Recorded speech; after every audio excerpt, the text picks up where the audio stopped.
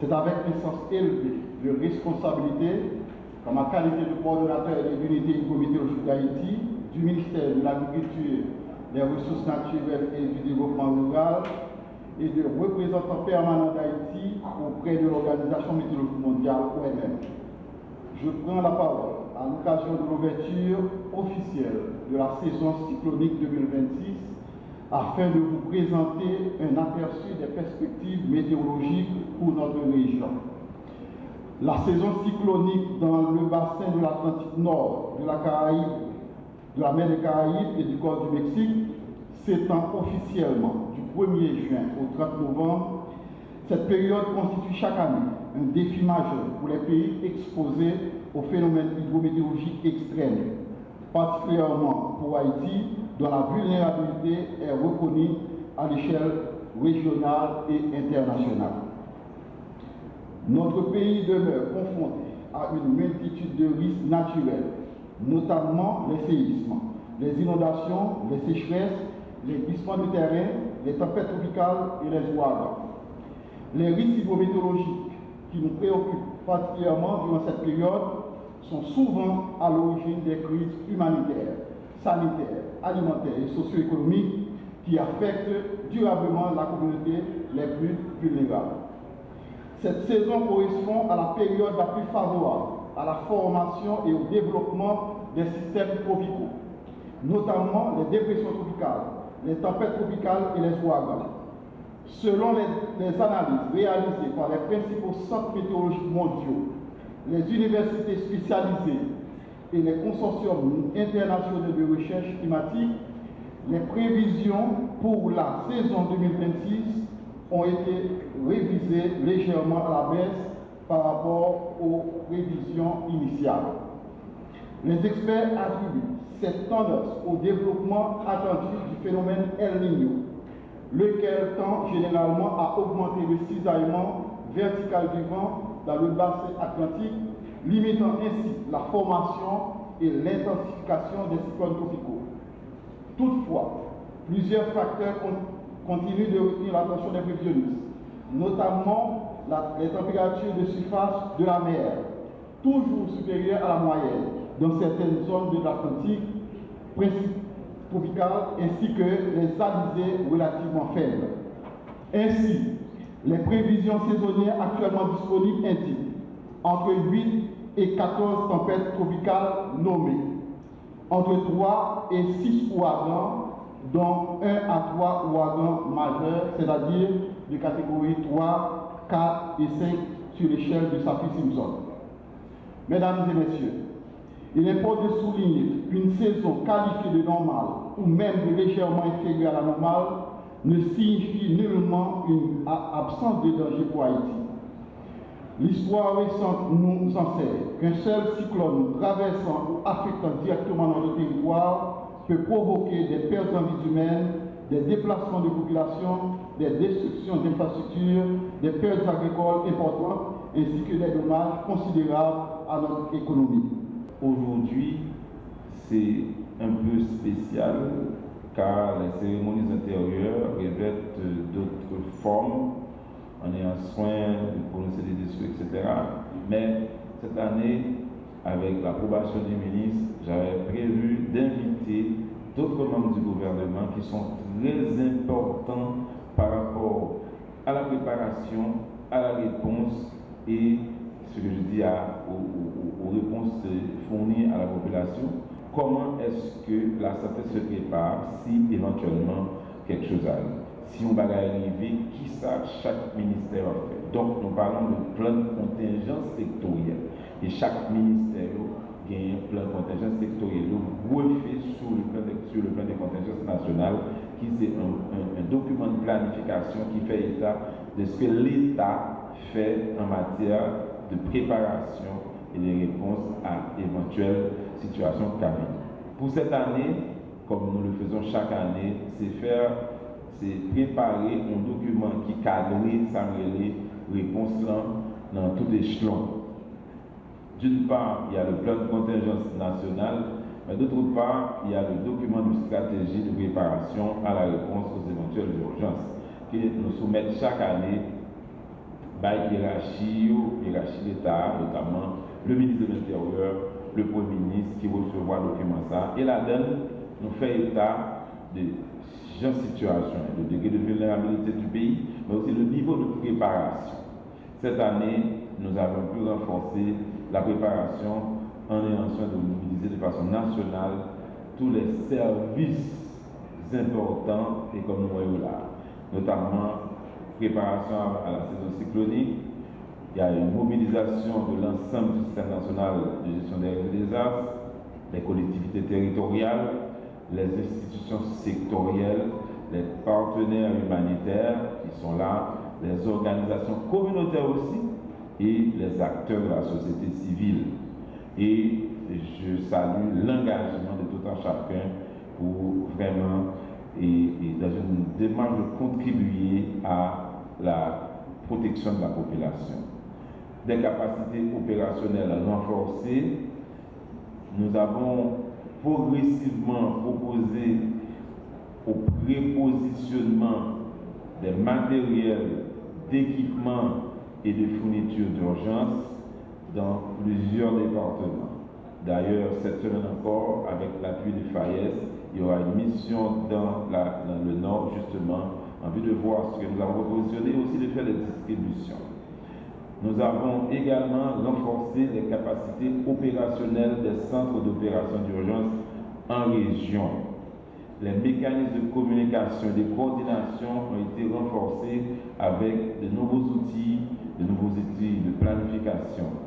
Nous avons poursuivi les formations des équipes d'intervention rapide ainsi que de milliers de volontaires de protection civile qui ont même constitué les piliers réponse dans le niveau communautaire. Allez, ça, des instructions qui baillent pour que le plan de contingence national est fait pour refléter ensemble d'actions qui ont passé tout dans la direction départementale.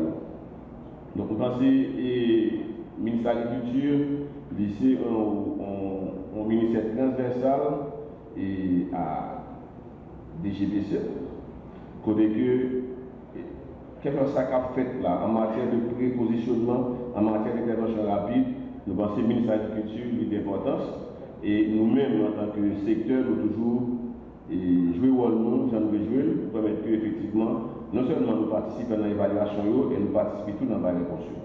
Je suis là moi-même pour présenter premièrement la vision et rôle du MTPTC dans le cadre de fonction de réponse en urgence CFRU2. La mission principale consiste à renforcer la résilience des infrastructures critiques, garantir la continuité des services vitaux et coordonner une réponse rapide face aux urgences climatiques. Et pour cela, le ministère s'appuie sur 3 piliers. Premièrement, le pilier des travaux publics qui vise à réparer, sécuriser et rétablir les accès aux services vitaux. Deuxièmement, le pilier des transports qui sert à garantir la mobilité des secours, des biens essentiels et des populations. Et troisièmement, le pilier des télécommunications s'assure de maintenir le lien entre les acteurs du système national de gestion des risques de désastres et les citoyens. À ça, DPC, il y a un slogan qui dit que on parle avant d'être trop tard. Donc, ce slogan ça est exigé à ce que avant journée jodia, travaux publics et mettez au travail. La première chose qu'on avait fait, une campagne nationale de curage. Et les interventions ciblent prioritairement les cours d'eau les plus critiques à travers plusieurs villes.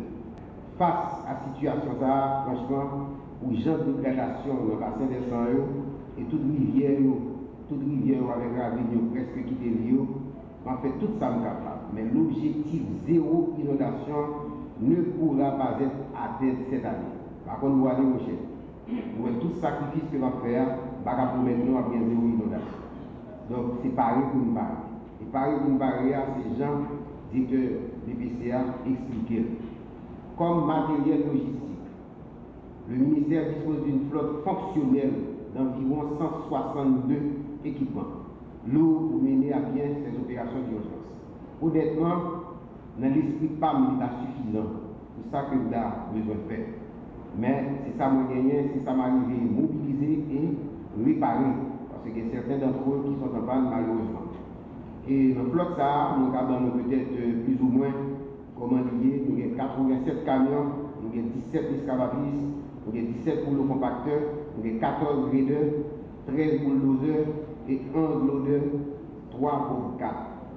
Bulldozer est très important pour nous dans le cas de curage et d'endiguement des rivières. Nous-mêmes dans la santé publique, dans la logique, j'ai fait d'avance, nous-mêmes dans la santé publique, nous ne toujours pas. Nous toujours pas nous faisons ça l'année dernière, nous avons une catastrophe qui passait et Tigouave, et aucun monde n'a pas plein est arrivé dans l'hôpital Tigouave, il n'y a pas de soins, et il y a des soins gratuits, nous avons personnel là. Surtout à ça, nous puissions parler toujours. Nous équiper tout l'hôpital avec personnel. Alors que nous connaissons une catastrophe naturelle, épidémie augmentée, nous avons bien des flambées de choléra, nous pas souhaité. C'est pour ça qu'il faut entendre des messages, différents ministères et DGPC pour pas comprendre. Il faut appliquer ça nous dit au moins pour pas victime. Parce que la catastrophe naturelle là, il n'y a pas de zone. Il n'y a pas de monde qui a touché tout le monde, faire la tournée, à tourner, moi je n'ai pas peur. Eh bien, ce n'est pas peur seulement, et c'est pareil pour nous barrer. Nous-mêmes, dans le ministère de la Santé publique, nous avons le support des GPC pour aider faire transport, nous avons le PAM, qui nous parle avec là, nous avons le ministère des Finances pour faciliter nous tout le bagage qui vient à temps parce que nous sujets victimes après chaque catastrophe naturelle, des épidémies qui ont remonté, tant pour flamber ou une recrudescence choléra. Le ministère de l'Environnement, il nous connaît qu'en tant que vice-président général du conseil d'administration de protection civile, donc il a un rôle important à jouer dans le cadre de préparation et réponse à la question de saison cyclonique. Nous-mêmes, nous articulé plein de contingents sectoriels autour de l'ensemble d'activités que nous avons déjà lancées et que nous allons intensifier davantage pendant la période-là. Nous avons une question de gestion des déchets, amélioration cadre de vie, qui m'a dit pour que nous travaillions en continu sur la question assainissement urbain, jamais nous commençons à faire, de concert avec SNGRS, de concert avec les collectivités territoriales, notamment, encore une fois, mairie Port-au-Prince, mairie Tabar, mairie Pétionville, mairie Cité-Soleil, mairie Kinskoff, mairie Gonaïve, mairie Cap-Haïtien, mairie Wanamet, pour citer ça seulement, qui déjà rejoignent ça nous les combit Haïti zéro déchet. Et là-dedans, il fait partie d'une activité forte dans le cadre de réponse et préparation à la saison cyclonique là, puisque nous connaissons chaque fois que nous avons un canal qui bouche, qui n'est pas nettoyé, il augmente le risque d'inondation. Protection civile, de assurer tout ça n'a fait, je dis, l'entrée en droite ligne, promotion, pour les municipalités divisées, mais à faire pour sécurité, stabilité et élection. Moi, je voulais tout mobiliser, toutes coucures, toutes structures municipales qui là pour protéger la population. Mais je voulais mobiliser de façon spéciale tout comité local.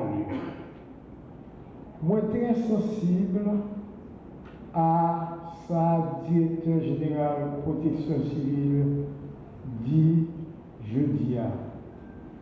L'idée que chaque famille ait une espèce de plan d'urgence familiale. Je pense que c'est un bagage qui est extrêmement important. Longtemps, nous avons dit, le moment cyclone, c'est yon qui vous veillez sur l'autre. eh bien, plan d'urgence familiale là, il est entré dans la logique.